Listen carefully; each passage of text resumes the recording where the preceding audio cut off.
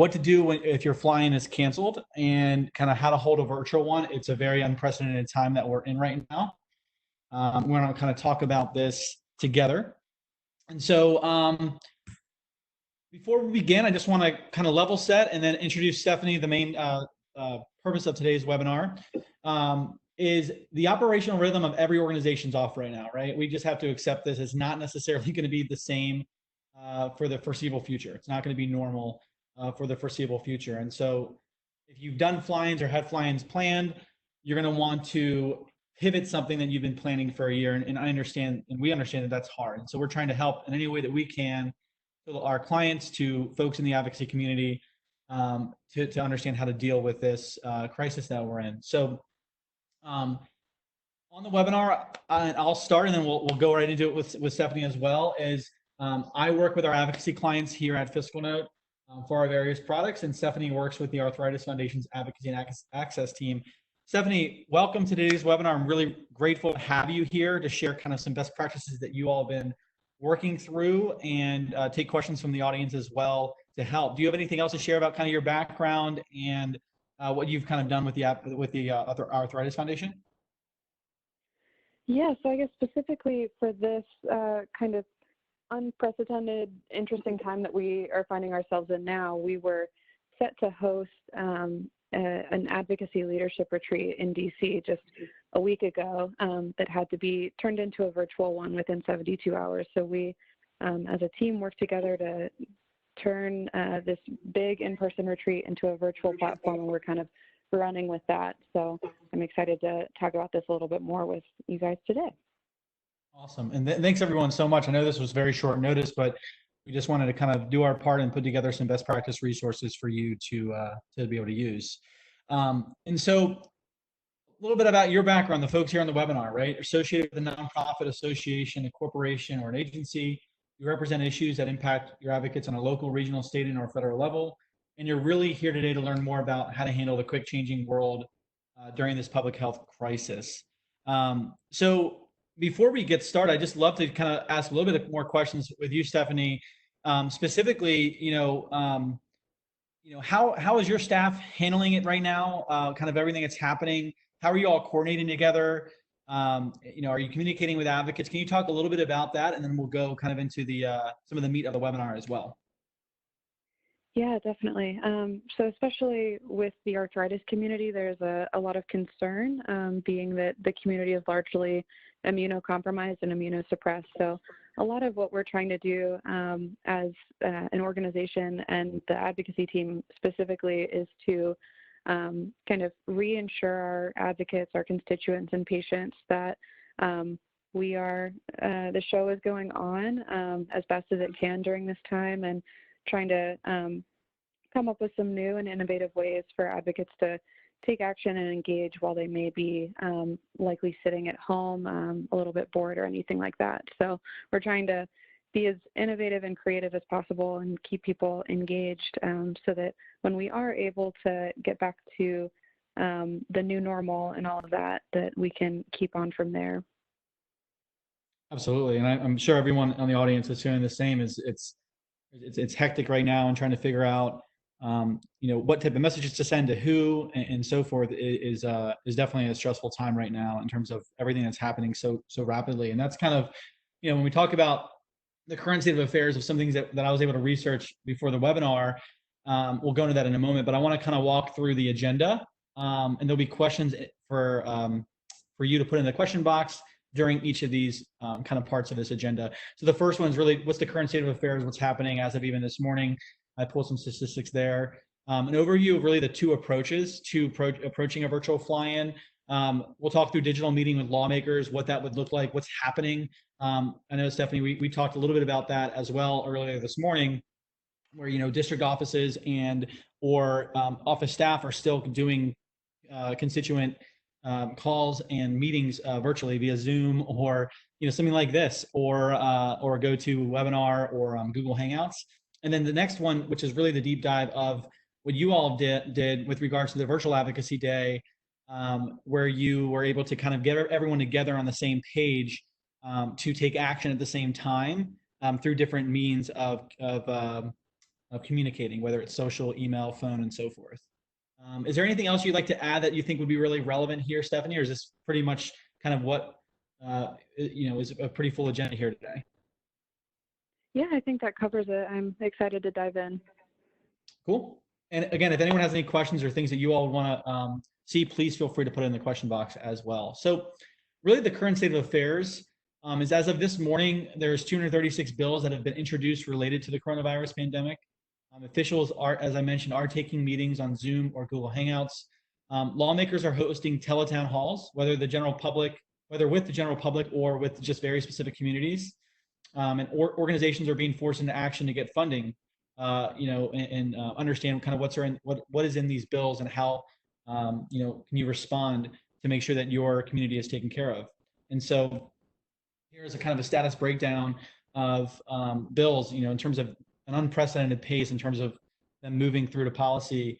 41 have been enacted already, and 128 are in the introduced phase. This was just as like 9:30 this morning, so I'm certain that this has changed. But this is kind of where we're at right now in terms of bills related to the coronavirus. And so what can you do, right? And so when we think about this, at a high level, can you talk a little bit, Stephanie, about what you all are doing as an organization, kind of as a response, whether it's your policy team and you all working together? Is it your advocacy, you're kind of keeping them updated about what's happening? Can you talk a little bit about kind of how you're handling all these bills that are happening that could be impacting, especially from a medical standpoint, of the potentially autoimmune population that you serve? Definitely. So we are, of course, like everyone's been saying, we're monitoring the situation and continuing to try to see the different ways that arthritis can be kind of incorporated into the conversation here, especially since this current public health crisis is something that can especially affect our community. So we're continuing to watch everything and encourage our advocates to take action, especially on social media and things like that, of course, from home, to keep arthritis kind of top of mind for our elected officials and things like that, and then engaging on Facebook and the town hall section that they have there, and all of that. So that's the biggest part that we're doing right now in that area. Perfect. Yeah, that makes a lot of sense. And so when we think about kind of the two approaches of different ways that you all can go here on the line, the first one we think about is digital meetings with lawmakers, right? Which is either hosting a Zoom or GoToWebinar with officials and your supporters, or attending a Tele-Town hall with your supporters. The second one is to create a virtual advocacy day where you actually have a designated time, maybe Monday from 10 a.m. to 12 p.m. for all your advocates at the same time to engage. With Zoom and these different technologies that exist, you can attend it all together virtually and kind of all have conversations about, doing it all together, right? And then leveraging social media as Stephanie mentioned. And so when we think about that first approach a little bit more in depth, here's kind of that four-step approach. And Stephanie, I would love your thoughts as we go through this as well together. We kind of came up with, first create your new ask, right? I'm probably certain that the original fly-in that you had, the specific asks that you had related to legislation, policy, and so forth is changed, right? So what is the new ask? How is that messaging? Is it succinct and concise? Determine how many people you would want to attend. Is it one big meeting or multiple small meetings? And then reaching out to a scheduler or staff to get time on their calendar. And from there, it's craft talking points, content, whether it's an explanation of who's impacted, and then communicating with your supporters. And so, we know that you might have had 100 people that were coming into town, and we're going to hold 40 meetings with Congress. Instead of those meetings now, you might set up 40 go-to meetings or Google Hangouts, and then you would have the people attend those meetings that will log in, the staffers will log in, and then you'll have that face-to-face meeting, and you can act as that facilitator. That is happening right now, and that is one way to approach this. I really liked, Stephanie, when we talked a little bit earlier today, you mentioned kind of the talking point of the impact of kind of if you were asking for funds. I don't know if that was directly related to the coronavirus crisis, but can you talk a little bit about that as well? Definitely. So our original legislative ask for this leadership retreat was to fully fund the CDC arthritis program. So it actually kind of tied in well, I guess, with the way the situation turned out. That full funding was a 54 for 54 ask, so it was $54 million for the 54 million Americans living with arthritis. So we were able to kind of pivot that and, of course, change the talking points from that in-person to kind of virtual component and give people the same tips and tricks and fast fact cheat sheets that they can use in writing emails and things like that. And a great thing we were able to do, because we had those Hill meetings scheduled already since we were so close to the event, was we sent each of our participants a copy of what their schedule would have been, which included the name of the person they were going to meet with, if it was the member themselves or a health legislative assistant, and they were able to send an email and say, I was planning to meet with you on this day, but because I am especially vulnerable to this pandemic, I was not able to come meet with you, and encourage them to either take some time for a phone call, or like you're talking about with the Zoom or Google Hangout meetings, to set those up. So they're still able to maximize their time and continue on with that ask. We were lucky that we were able to reframe in that way too. No, that's awesome. That's really helpful. And I think what I'm curious of on that note is, how do you ensure that your impact on the elected official or the elected official's office is similar with that type of virtual communication? Hey, the meeting didn't happen, but I wanted to make sure you understood kind of what was, how we could be impacted by this. Are there ways in which you found that type of communication could be impactful? What did you do to make sure that was impactful, basically, is the question. Yeah, we, along the entire process, we encourage our advocates to personalize their message as much as they possibly can. A little saying that our team uses is that data makes you credible and stories make you memorable. So we can have all of the data and statistics that we want to kind of prove that arthritis is a big issue impacting 1 in 4 Americans. But those personal stories from each individual advocate and constituent is what really makes it stand out. And that's something that you can do in a number of different ways. If you're commenting on a town hall video on Facebook, or tagging your member of Congress on Twitter or anywhere it may be, or calling in, sharing a personalized story or anecdote, or kind of a localized story is something that can really help you stand out virtually when you don't have that face-to-face time or some physical leave behind materials to give them. Absolutely. That makes a lot of sense. So make sure that your advocates have the means to personalize that communication and connect it to something that's happening right now as we speak with this public health crisis that's still unfolding. So it's really good. I think some important things, and this is actually Sherry, one of my colleagues, had a lot of these really good kind of feedback, as she's been attending some webinars as well related to fly-ins, is the importance of digital technology. If you were to go this route and work with schedulers or get time on calendar to reschedule a in-person fly-in, your advocates most likely, I should have said most likely, are not comfortable with virtual technology. So provide extremely detailed instructions for logging onto WebEx or Zoom or Google Hangout.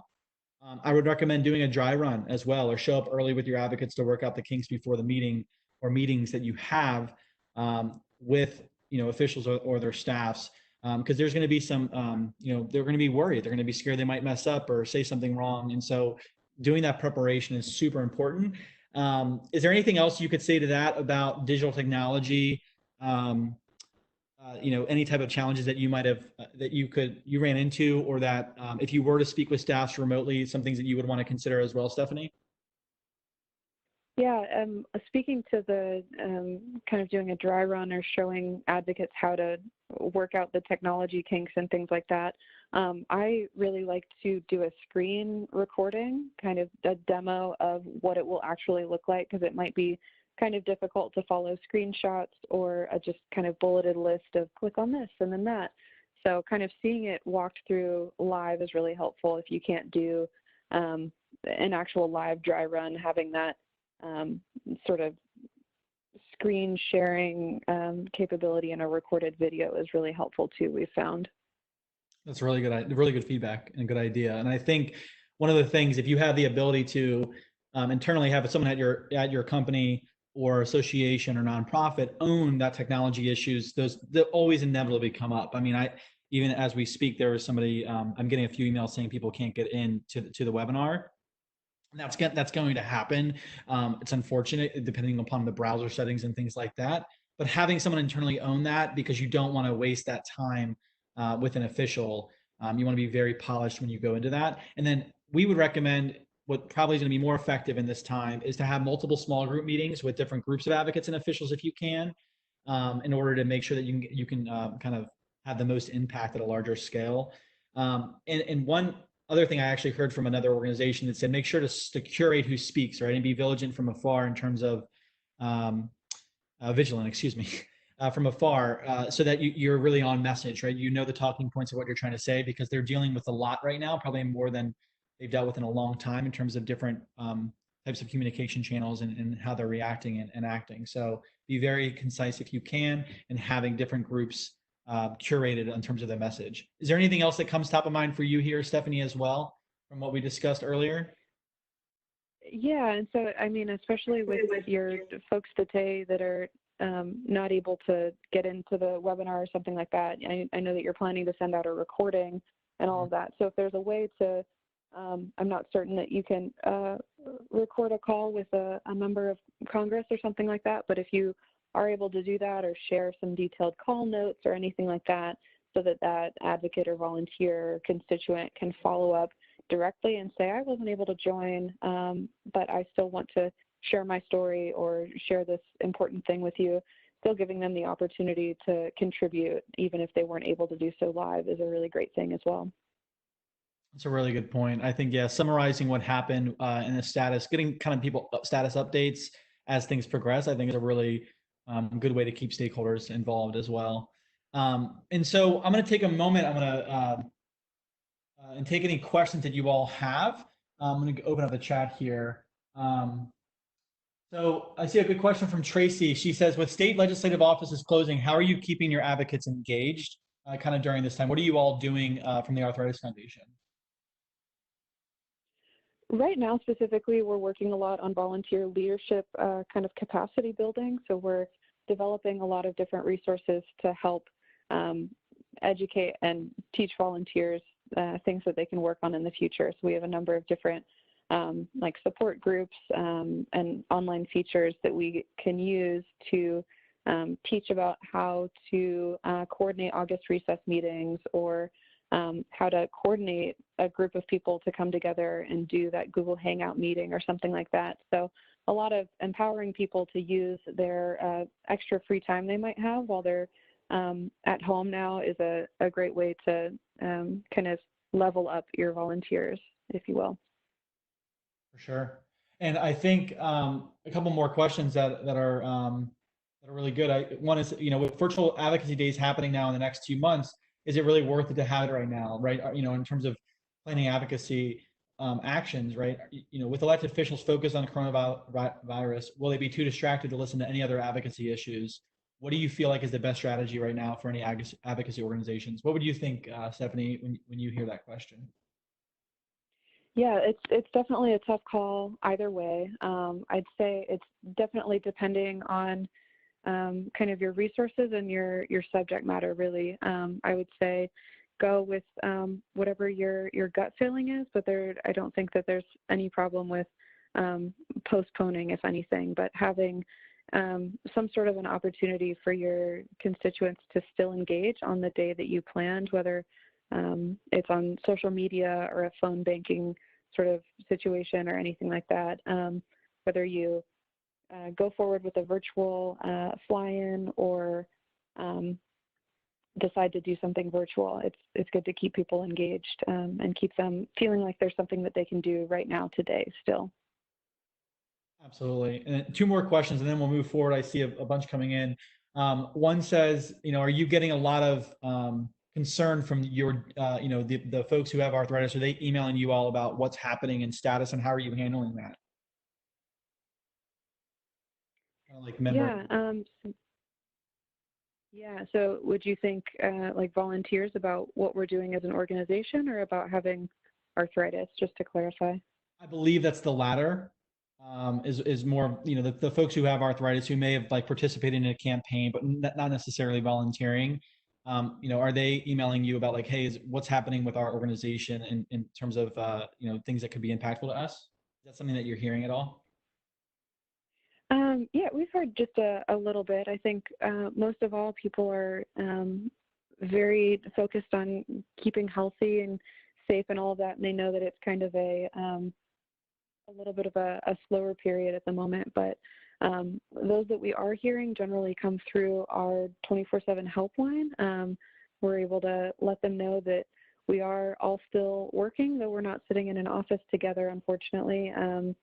And that we're working on some new ways to move forward, depending on how long we're in this situation and all of that. But a little bit of questions, really not as many as you would think. We were really happy to be able to still host our retreat virtually, so that was a great compromise there. And on that note, are you finding that staffers that you're speaking with or trying to reach out to, are they also working remotely? And have they been responsive to any kind of outreach efforts that you've done? Yeah, it seems like it's about a half and half. It changes daily, kind of seeing where people are. I don't personally communicate with staff myself, but it seems like most offices are working in a remote capacity now, and that they are being, I would say, within a normal schedule range of replying to things and things like that. But especially with the arthritis community, we're able to, sorry, I'm getting a little bit of feedback. We are able to incorporate this public health crisis into our ask and talk about how important it is to keep arthritis top of mind. And I'm sure that that can be applicable to many of your organizations and associations as well. Absolutely. That's good feedback and good context as well. And so, the next one here is kind of what I call 1B, is really this idea of Tele-Town halls, which still aligns with digital meetings with lawmakers. And so there's a website called the Town Hall Project or Town Hall Project, where you can actually see upcoming town halls. And so find the ones that are relevant to you and determine how many people you want to attend. Do you want to invite all advocates, for instance? Communicate with advocates about attending this together or as a group, making it easy for them to attend. And then we'd recommend, curating a few people again to ask questions. You don't want it to be a free for all from the audience, so potentially coordinate with staff there as well. Is there anything else you'd add to this in terms of how you all would coordinate town hall, Tele-Town halls as from the Arthritis Foundation standpoint? Yeah, kind of piggybacking off of that, we've encouraged our advocates to check out the town hall section of Facebook.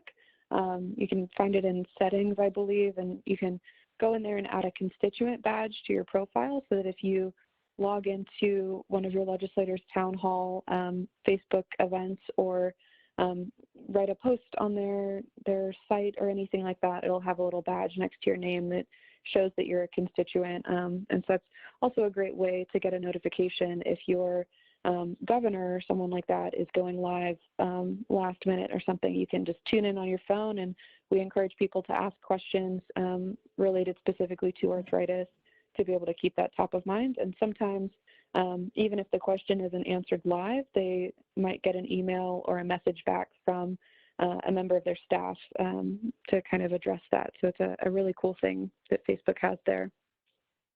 It's a really good. That's a really good idea. I guess the question here is, do you give them like a sample list of questions, or do you just ask something related to arthritis, or how do you help them, overcome the fear of not asking the right question? Or can you speak to a little bit of that and kind of how you handle that for this kind of Tele-Town hall kind of planning that you might be doing?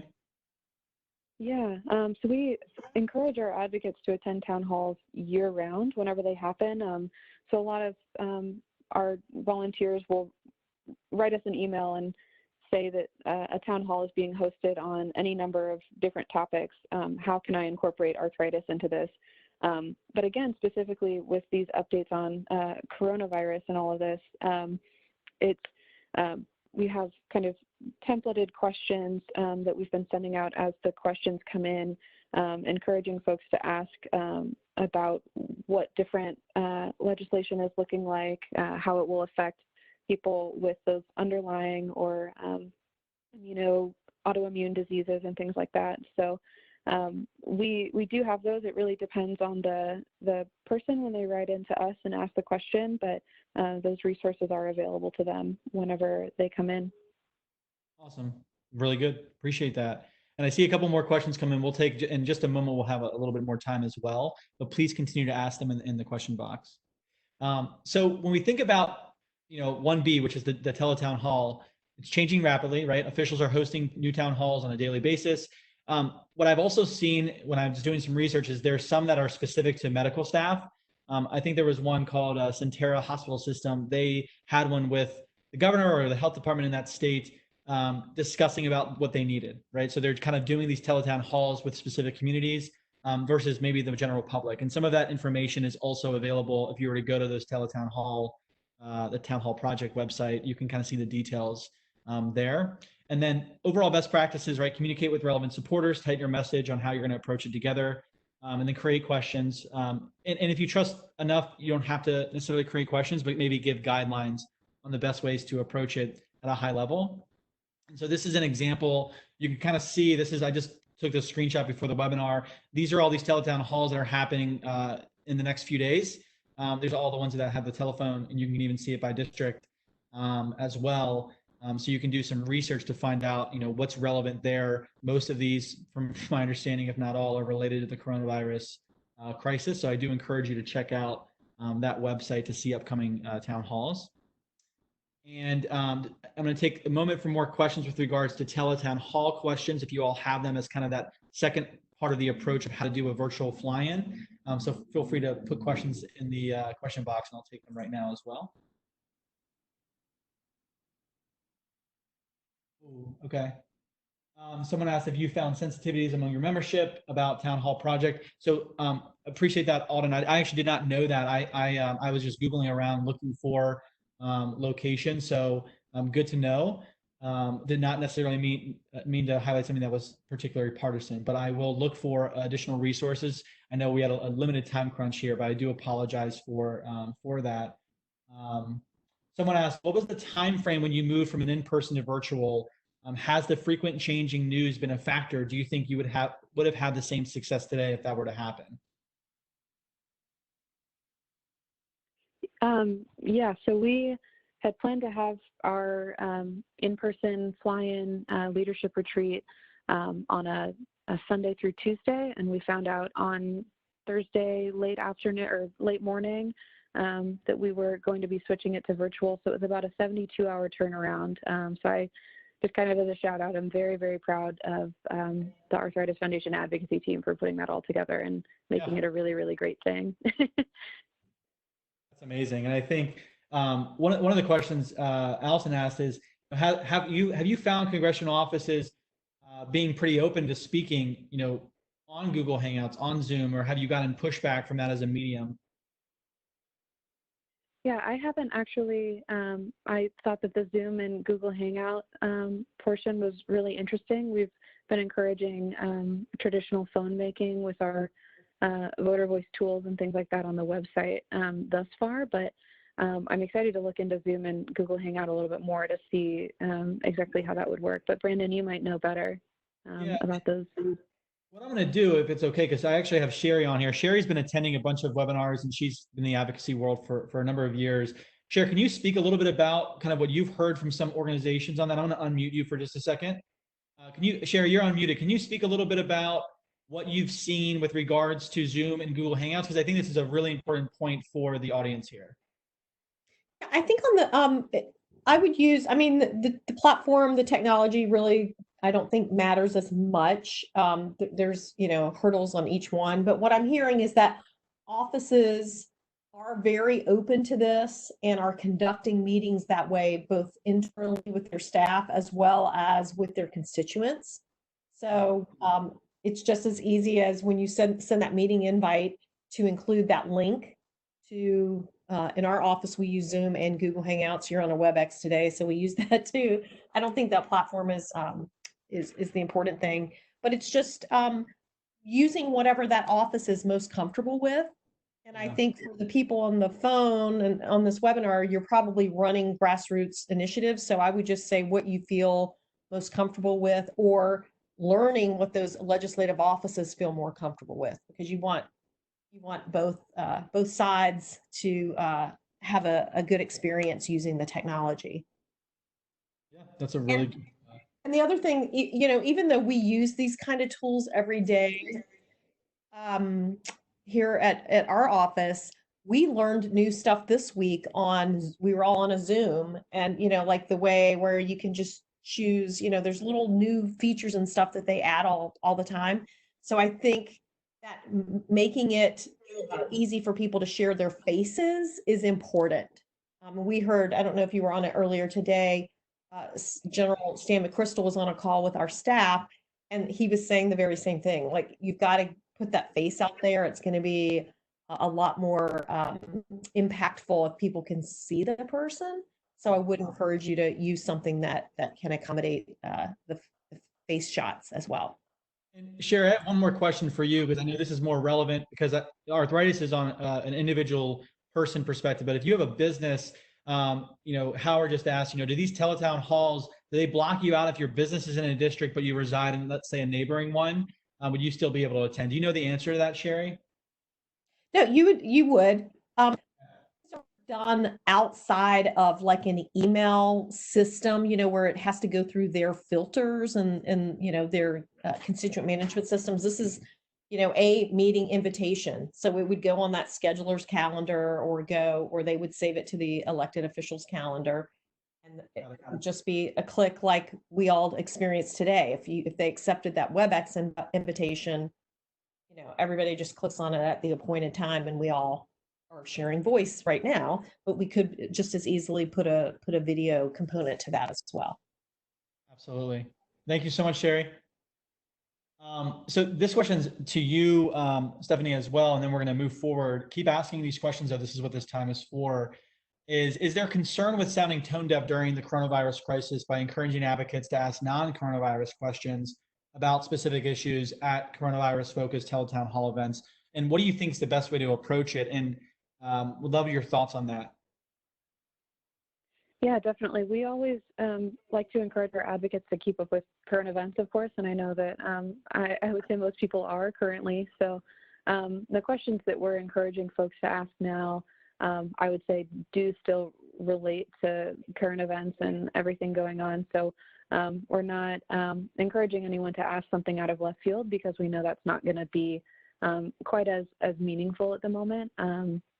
So I would say it's not fully tone deaf to ask or anything like that. If anything, they can delay an answer to a later date, and that's not the worst answer in the world, honestly. But keeping your issue or your subject matter top of mind, I think is a priority to all of us too. So absolutely, the best advice I can give. No, that's really good. I think, yeah, definitely you'd want to be sensitive, in my opinion, to what's happening, and probably I would focus something related on the coronavirus if you can, but especially the coronavirus focus type of Tele-Town hall or something like that. And so the next part here is kind of the virtual advocacy day, which I know you planned and kind of executed on your end, which is kind of where advocates all act at the same time, and kind of want to walk through this with you a little bit. This is what I kind of came up with the steps, but I would love to hear your thoughts as well. Is creating a virtual event, Voter Voice, Eventbrite, or another tool to encourage your advocates to register for collective time to take action. Informing legislative staffs to let them know that, let the central and district offices know that they might experience a flood of communication. Let's say Monday, March 22nd at between 12 and 2 p.m. You communicate with your advocates, and then creating the sample messages for them to send on email, Facebook, Twitter, Instagram, that your supporters can copy and paste and publish to their social media pages. If you're using something like Voter Voice, they can just do a one click to do a call with a phone script or to do an email, but you don't have to use that, right? You can still have the messages just on your website for them to be able to use. And then sending the messages to your supporters to let them know about the upcoming event, and then run the event. If you think of it from like a process standpoint of how you did it, Stephanie, I'd love to hear your thoughts in terms of kind of at a high level, what the steps were, and if this aligns directly with the way that you guys approached it. Yeah, definitely. So we actually usually host a virtual advocacy campaign on the second day of our national fly-in. So we had these steps kind of broadly in place beforehand, and of course edited our messaging to be appropriate for the situation and all of that. But we move forward with kind of a 101, 201, and 301 sort of approach. So our 101 was, we had, I think there's a photo later on in the presentation, a little advocate for arthritis sign, and we encouraged folks to write in why they advocate for arthritis and to post it to social media, and that was the 101. This was going to happen at noon, all on the same day, and we sent a number of different reminder emails via voter voice and all of that. The 201, we had a parallel action alert set up on our website for folks to send that pre-formatted message to their legislators. And then the 301 was to use that phone option, and we had a phone script in there.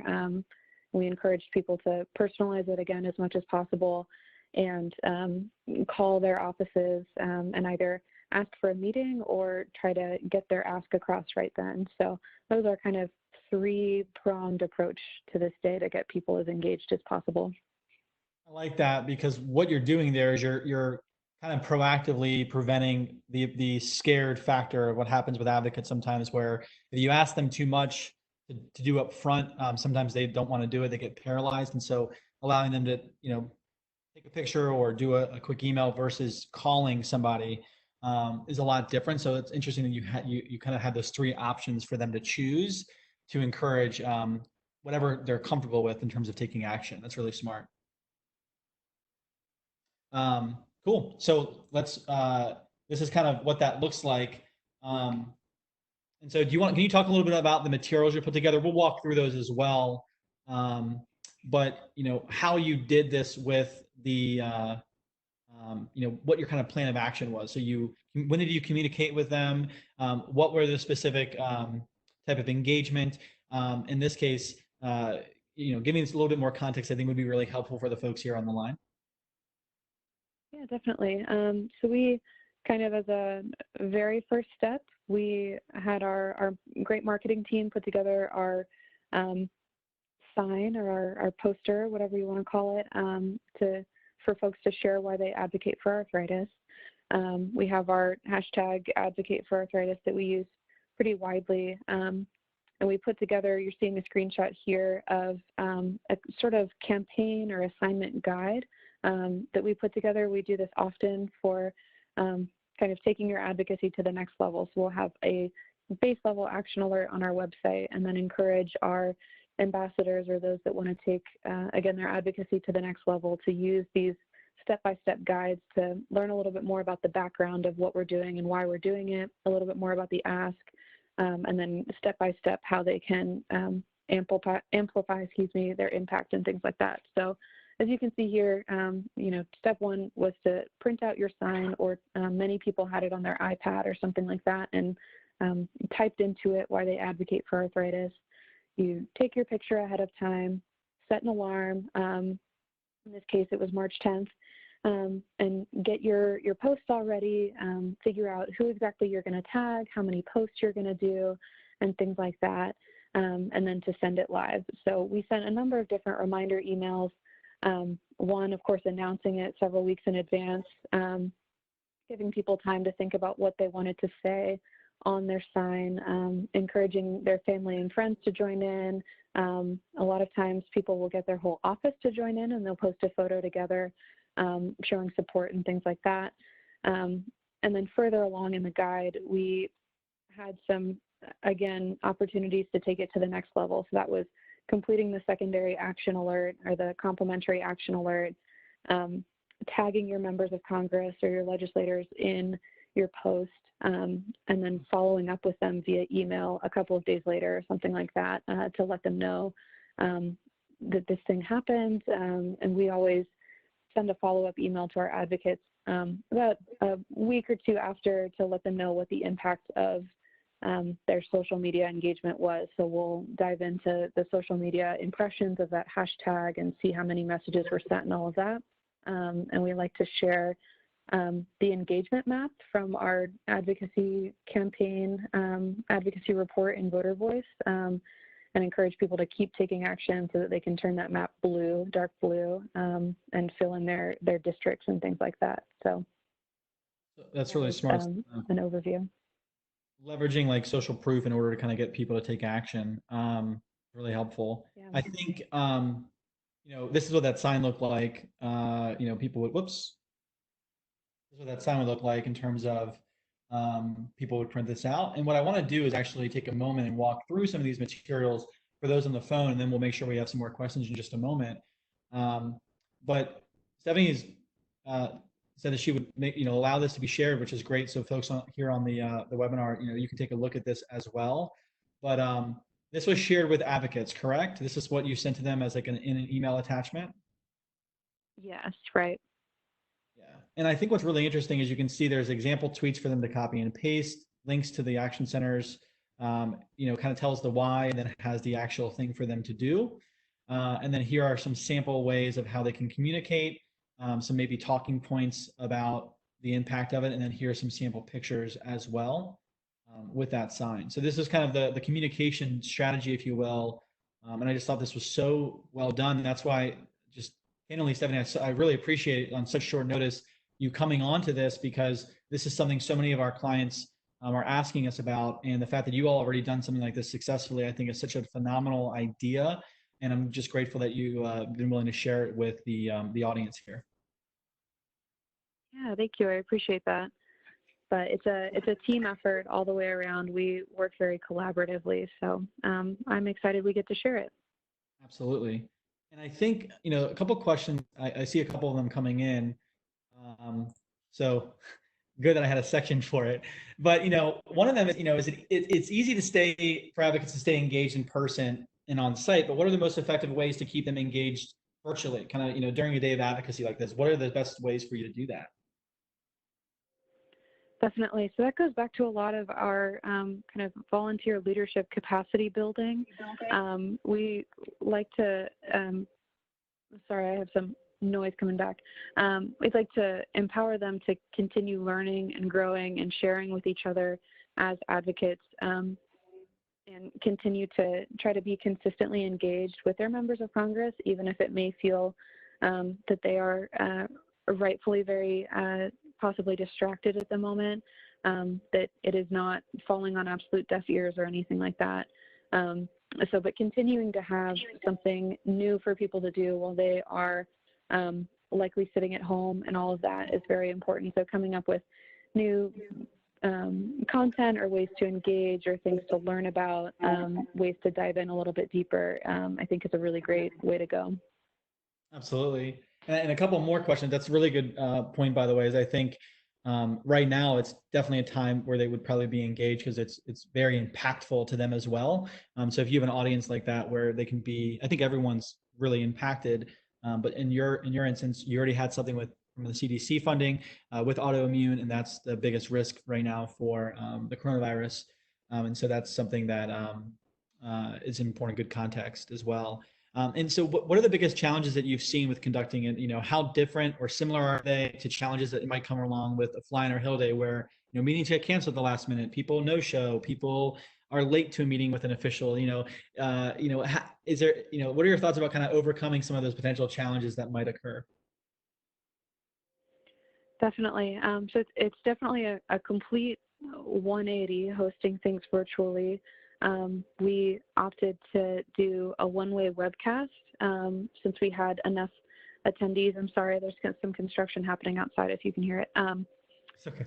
But we opted to do that one-way webcast. So it was a little bit more challenging to make sure that our attendees were really engaged and felt empowered by the information they were receiving and all of that. And something we did was kind of that pre-planning comes into play a little bit more rather than doing the spur of the moment adjustments like you would in person. If, say someone doesn't have a seat or materials or something like that, you can whip those together a day of, but that's harder virtually. So we put together a participant guide ahead of time, excuse me, that with our different sessions, if you were to move forward with a virtual fly-in, each session had different kind of spread the news, spread the word moments in there for our participants to take action in a different way. So if it was encouraging your family and friends to check out our action center or participate in our story bank or anything like that, there were different kind of ways to engage throughout the day. And then also, again, just continuing to put out new content and information for people to digest and learn while they're sitting at home is something that's been keeping people engaged thus far. And on that note, I think when you say content, someone asked the question, is there, what type of content, would be relevant? Would it be sending them an update of what's happening? Would it be to talk about that? You talked about that leadership training. What type of actual content are you sending to kind of engage kind of advocates during this time? Yeah, so we're working on a lot of that volunteer leadership training. So that would be something like how to host a connect group or support group or something like that. Virtually, a lot of these people are already our kind of top level leaders and volunteers, and they run groups of people or committees or things like that. And so we want to encourage them to also keep moving forward as we are, as best we can. And so providing those resources on how to run a committee meeting virtually, and that ties into what you were talking about earlier about teaching people how to use those different technology pieces is something that you kind of have to start with square one on, and showing your top leaders how to do that so that they can kind of spread it around to their networks and things like that to keep things moving forward. But we want to keep, of course, our state advocacy committee moving forward and our local connect groups or support groups moving forward so people can still have that community even sitting at home. Absolutely. And a couple of questions came in about this packet. This will be available along with the presentation, and there's going to be one other document as well that I'm going to walk through in just a moment. Those will all be available to the folks who are on the webinar. And scrolling up a little bit, another question is, you mentioned the follow-up items. People follow up a few days later. There might be follow-up items that happen from these digital campaigns or Tele-Town halls. How are you staying on top of all of those follow-up items and kind of communicating internally amongst your team and your advocacy and policy teams about kind of what's happening when it's kind of so dispersed? That's a really good question as well. So thank you for that. But can you talk a little bit about kind of how you handle like the follow-up items after the fly-in or virtual fly-in? Definitely. Yeah, so we have a number of state directors that are based across the country that have their own respective states that they coordinate with. So a lot of that we have broken up to that one-on-one kind of communication between those folks. So we actually had a volunteer commitment survey that we conducted at the end of our virtual fly-in. Part of our original leadership retreat was encouraging the participants to take their advocacy to the next level and commit to a new leadership opportunity or take an existing one to the next level or something like that. So we conducted that volunteer commitment survey that encouraged people to think about new ways that they can use their personal skills and interests and hobbies and things like that to keep things moving forward. And so we are just beginning to follow up on all of those responses now and see what kind of resources we can give to volunteers based on their specific interests or what their kind of career path may be and what they might already feel comfortable activating on. Absolutely. And I think that's a really good point, is in terms of kind of taking it as it comes and figuring out where you can follow up. And I guess the next question here is, someone asked, how do you coordinate effectively with your remote team? Who's project managing, conducting the virtual day of advocacy? How are you all collaborating together? And can you give some tips and best practices for doing that? Definitely. So that's, again, as a staff team. Yeah, that would be the staff team level, kind of the different internal stakeholders who might be involved with the virtual advocacy day. Definitely. So we moving closer to sorry, I have some feedback.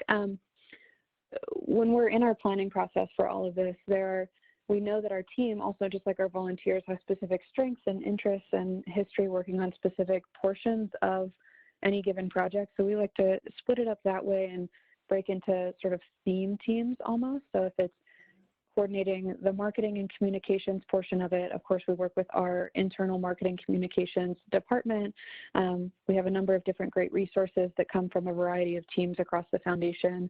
And so it's kind of on a case-by-case basis there. We do most of our work, of course, through our office suites,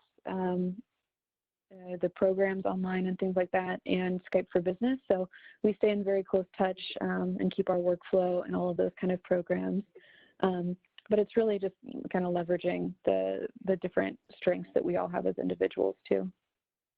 And that's a good point. And follow up, someone asked, you said you did a webcast to coordinate kind of remotely with the actual supporters to run the event.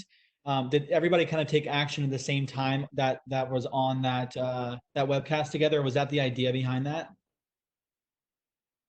Yeah, so we had a dedicated, spread the news break that we had a list of about 10 or 15 maybe different items that people could do during a 15 or 30-minute break in the middle of this webcast. And so that was on social media in a variety of different ways. The virtual advocacy day or campaign that we had the physical sign for was the following day, which would have been our Capitol Hill day. So that was kind of a separate thing. So we had a bunch of different kind of strategies for getting the word out. Awesome. And I think this will be the last question, then we'll recap, talk next steps, and go from there. It's, how do you know if it was a success, or it didn't go well? And what are some kind of, overall best practices that you might want to share before we kind of wrap up here? Definitely. I think more than anything, we know that no matter how wonderful something goes, that it can always be better. So we always do kind of a pre and post event survey to gauge for a fly-in specifically to see what was received very well and what might not have resonated as well as we thought. But we like to evaluate, of course, the data that comes in from our social team and all of that, and continue kind of evolving from there. As far as with virtual, you can look at the data and the statistics and decide whether or not it was successful, but that's also a little bit more difficult to do because it, a high number of impressions doesn't necessarily mean that something has moved forward. So really you have to decide what your goal is. And for us, a lot of the time, it's, of course, moving policy forward, but also empowering advocates and patients and caregivers and beyond to feel empowered to share their story and all of that. So we gauge that based on their personalized stories and their messages in the Action Center and all of that, too. Makes a lot of sense. This is awesome. This has been really helpful. And I think kind of as a recap and next steps, and then we'll finish up with any final questions. I appreciate all the questions, everyone. We're trying to get to them as much as we can. Is, as we all know, and sitting here today, this is all unprecedented. The operational rhythm of every organization is off. Policy is moving quickly. As I mentioned, there's 236 bills that have been introduced, and we really think there's two approaches to doing a virtual kind of advocacy day, especially if your fly-in's been canceled. It's, the digital meetings with the lawmakers, Tele-Town Hall, or actual kind of small group meetings on Zoom or Google Hangout, asking the office their preference from Sherry's feedback, and then or a virtual advocacy day with supporters where everyone kind of takes action together. And then one of the things that I thought was super important just to highlight was, the Arthritis Foundation mentioning the importance of leveraging social media and making it super simple for advocates to act on your behalf, especially during this time. And so really the next steps here would be determine your ask, what's your organization requesting, and then choose your approach, as of the three just mentioned. Plan your event, put together the talking points, communication, the lawmakers, staffs, and/or supporters, and then run the event, right? Execute the plan you put together, right? So those are kind of those 4 steps. And then the last thing I'm going to leave you with is I'm working right now on this. I should have this by the end of the day tomorrow, is actually kind of like a checklist of things to think about for running a virtual Hill Day. I'll make sure to publish this and send it to all of those who registered for this webinar. So that's going to be coming soon, and be on the lookout for that in an email. This webinar is recorded. The presentation will be available as well. for you. And so we'll get that over to you probably by tomorrow, just to give you some expectations. But we're going to work as hard as possible to get that over to you as soon as possible. But does anyone have any final questions before we end here today?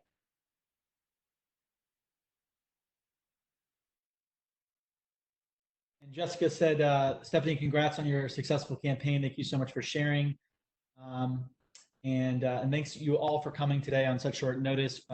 Stephanie and I really appreciate it. And Stephanie, I just want to say thank you and give you a round of applause, because this is super helpful to so many people that are in the midst of this right now. So thank you so much. And on that, do you have any closing thoughts or anything else you'd want to share before we end today's webinar? No, I guess just thank you so much for inviting us to join you. And it's definitely a time to come together as a kind of an advocacy community to help each other find new solutions and all of that. So I was excited to share, and I'm happy to chat with anyone afterwards too. But thank you, Brandon, for inviting us. Thank you as well. And thank you all so much, and stay safe out there.